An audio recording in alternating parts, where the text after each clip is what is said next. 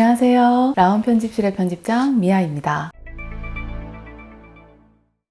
오늘은 8월 셋째 주에 있었던 호주 주요 이슈 뉴스를 종합해서 전달해 드리겠습니다. 항상 시청해주시는 모든 분들께 진심으로 감사드립니다. 오늘도 시청하시면서 좋아요와 구독 꼭 부탁드릴게요.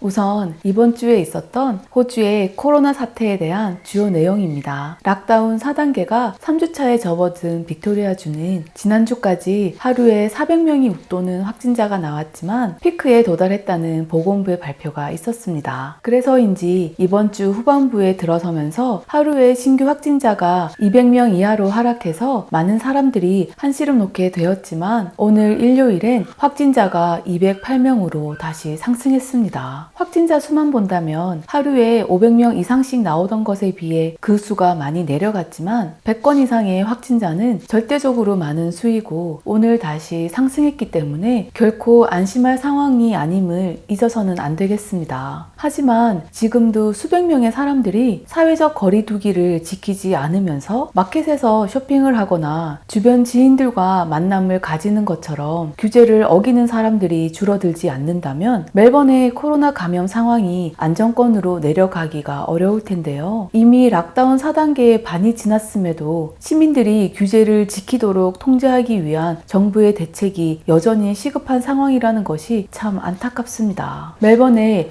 노인 요양시설의 집단 감염의 문제가 아직 해결되지 않은 상황에서 멜번에 있는 병원의 집단 감염이 심각하다는 발표도 있었습니다. 지금 가장 큰 문제가 되고 있는 병원은 로얄 멜번 병원인데요. 이곳에서만 155명의 확진자가 발생했다고 합니다. 그리고 이번 주에 확진자들이 단대농 병원과 카브리니 병원과 관련이 있어서 이곳 역시 대규모의 집단 감염이 발생할 수 있는 가능성 때문에 조사에 들어갔습니다. 9월 13일이면 락다운 4단계가 끝이 나는데요. 부디 정말 끝이길 바랍니다. 코로나로부터 안전해 보이던 퀸즐랜드 역시 이번 주부터 확진자가 점점 증가하기 시작했습니다. 이번 주 토요일에 9건의 신규 확진자가 발생하면서 퀸즐랜드 주정부는 바로 제한 조치를 발표하고 남동부 지역의 노인 요양시설과 장애인 수용시설을 폐쇄했습니다. 새로 발표된 규제 내용은 퀸즐랜드 남동부 지역에서 10명 이상 모일 수 없고 그 외 지역은 30명까지 모임을 제한한다는 것입니다. 그리고 어제 추가적으로 브리즈번의 청소년 수용소와 관련 있는 7건의 확진자가 보고되면서 빅토리아주의 2차 유행 공포가 퀸즐랜드에도 시작되지 않기 위해 즉각적인 조치를 취한 것으로 보여집니다.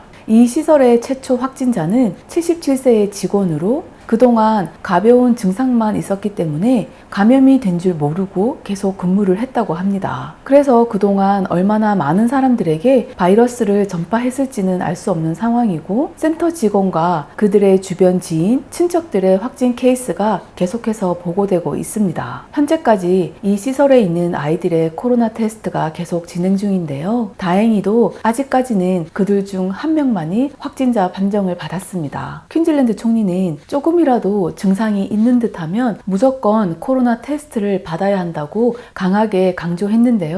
보건부 장관 역시도 현재 퀸즐랜드에는 독감 발생 확률이 낮기 때문에 작은 독감 증상이라도 느껴진다면 즉시 코로나 검사를 받길 권고했습니다. 두 번째 뉴스는 호주의 기상이변에 대한 내용입니다. 이번 주에 사우스 오스트레일리아와 빅토리아주, 뉴 사우스 웨일즈주에 기상이변으로 인한 피해가 속출했습니다. 사우스 오스트레일리아는 90km를 강타한 강풍으로 가로수들이 쓰러져 인명피해가 발생하고 아들레이드에선 미니 토네이도가 한 마을을 덮치기도 했습니다. 뉴 사우스 웨일즈주는 올해 최저의 온도를 기록하면서 한파주의보가 내려지는가 하면 상대적으로 온도가 높은 북부 지역에도 눈이 올 수 있다고 발표했습니다. 또한 빅토리아주는 홍수와 우박주의보가 내려졌고 타즈메니아의 일부 지역엔 최근 40년 만에 첫눈이 내리기도 했는데요. 이 모든 기상이변은 호주 상공에서 벌어지고 있는 대기 현상 때문입니다. 현재 호주는 2017년 이후에 볼 수 없었던 대기 변화로 인해서 아주 위험한 기상현상을 겪게 될 수도 있다고 기상학자들의 발표가 있었습니다. 지난 여름 한국 국토 크기만큼의 대지가 불에 타고 5개월간이나 지속되었던 끔찍한 대재앙의 산불을 기억하시나요? 이 산불로 인해서 호주 남동부 지역은 42도까지 기온이 올라가기도 했었죠. 하지만 올해 여름은 이것과 대조적으로 더 춥고 더 많은 비와 홍수가 올지도 모르겠습니다. 태평양 적도 주변의 해양 상공에서 강한 바람을 불러일으키면서 더 차가운 물을 만들고 육지의 기상 조건이 급격히 변화하면서 발생하는 현상을 라니냐 현상이라고 하는데요. 지금 호주에서 이 현상이 2020년 말 전에 생길 확률이 70%라고 합니다. 이것이 의미하는 것은 호주의 북부, 중부, 동부 지역에 걸쳐서 매우 많은 양의 폭우가 내리고 이로 인해서 엄청난 규모의 홍수나 사이클론이 시즌에 비해 빨리 발생할 수 있고 기온이 빠르게 하락한다는 것입니다. 1900년 이후에 발생한 18건의 라니냐 현상 중에 12건이 큰 홍수를 불러일으켰고 동부 해안은 라니냐 해 동안 엘니뇨 해보다 2배나 더 심각한 홍수를 겪었습니다. 호주 역사상 가장 많은 비가 내린 해는 2010년부터 2012년인데요. 이때에도 라니냐 현상이 있었습니다. 그때 일어난 홍수로 인해서 세계 해수면이 무려 7mm나 떨어졌다고 합니다. 최대의 홍수 피해를 입은 퀸즐랜드 지역은 2010년 9월에 첫 폭우가 시작되어서 그해 크리스마스 이브에 사이클론을 동반한 폭우가 계속되었고 이로 인해 35명이 사망하고 20만 명이 넘는 사람들이 피해를 입었습니다. 지금은 코로나로 인해 입은 피해가 너무 심각하고 그것이 언제 회복될지조차 모르는데 천재지변의 비극으로 인해 또 다른 고통을 받지 않길 진심으로 바랄 뿐입니다. 다음 준비한 내용은 항공사들이 더 비싼 티켓을 팔기 위해서 이코노믹석의 승객을 거부한다는 뉴스입니다. 호주의 국경이 코로나로 인해 봉쇄되면서 지난 3월부터 수많은 자국민들이 집으로 돌아오게 되었습니다. 하지만 여전히 집으로 돌아오지 못한 사람들도 많은데요. 그들의 대부분은 자의적인 선택이 아니라 거주하고 있는 나라의 코로나 사태로 인한 규제 때문에 시기를 놓쳤거나 비행기 티켓을 구할 수 없기 때문입니다.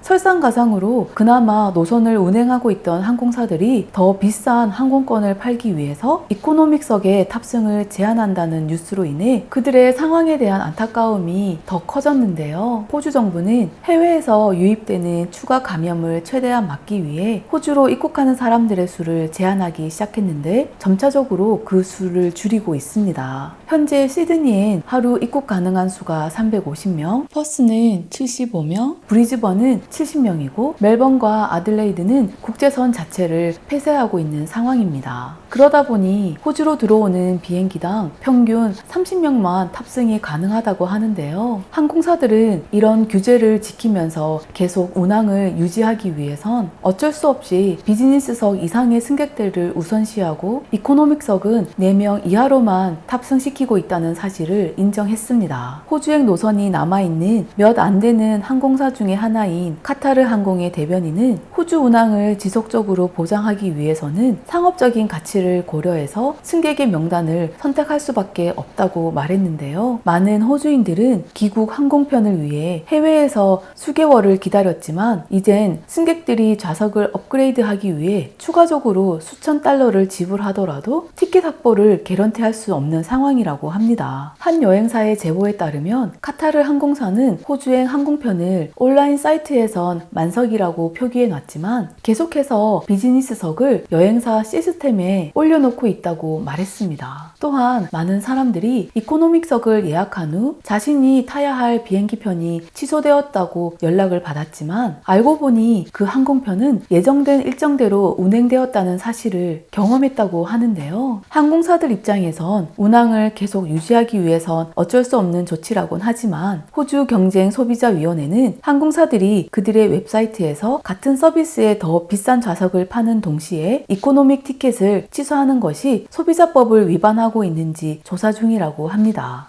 오늘 준비한 내용은 여기까지고요. 오늘도 끝까지 시청해주셔서 정말 감사드립니다. 그럼 다음 영상에서 또 건강한 모습으로 뵐게요.